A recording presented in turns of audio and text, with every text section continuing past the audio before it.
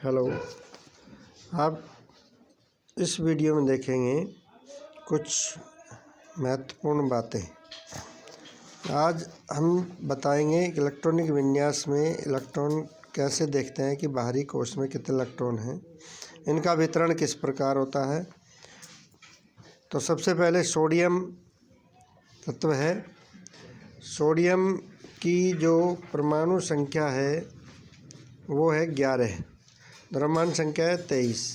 Electronic विन्यास करते हैं तो पहली कक्षा में 2 इलेक्ट्रॉन, दूसरे में 8, 10 हो गए।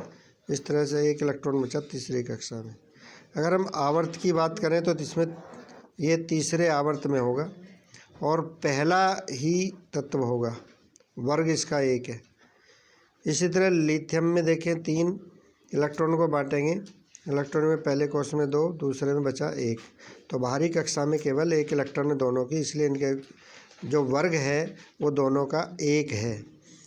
लेकिन लिथियम दूसरे आवर्त में है और सोडियम तीसरे आवर्त में है। ये अंतर हो गया दोनों में।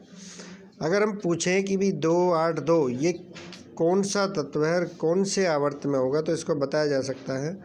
2, 8, 2 को जोड़ेंगे अगर हम तो 2 + 8 + 2 = 12। लेकिन यहाँ देखेंगे 3 इसमें भाग बने हुए हैं, पहली कक्षा, दूसरी कक्षा, तीसरी कक्षा। इसका मतलब आवर्त 3 है, तीसरा है, वर्ग दूसरा है। अंतिम कोश में 2 इलेक्ट्रॉन है, इसलिए दूसरा वर्ग है। इसी तरह योग करने पर हमें पता लगा 12 आता है। अब 12 कौन सा तत्व का होता है? वो होता है मैग्नीशियम का। मैग्नीशियम के बाहरी कोश में 2 इलेक्ट्रॉन होते हैं, मैग्नीशियम तत्व है ये 2, 8, 2 जिसका इलेक्ट्रॉनिक विन्यास है। इसी तरह क्लोरीन को देखें, इसमें 17 इलेक्ट्रॉन होते हैं जिसकी परमाणु संख्या 17 है। 2, 8, 7 बांटेंगे इसे, पहले कोश में कक्षा में 2, दूसरी में 8, तीसरी में 7 इलेक्ट्रॉन।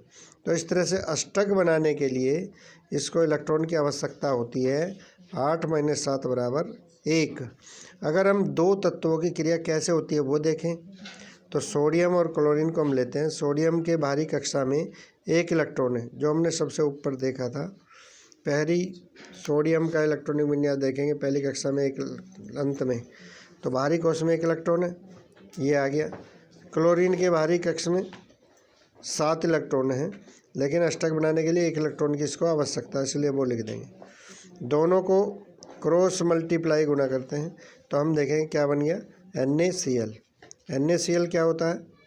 जिसे हम सोडियम क्लोराइड कहते हैं, या साधारण रूप से इसे हम नमक भी कहते हैं। तो आप इन यौगिकों को कैसे बनाया जाता है ये आसानी से देख सकते हैं। धन्यवाद।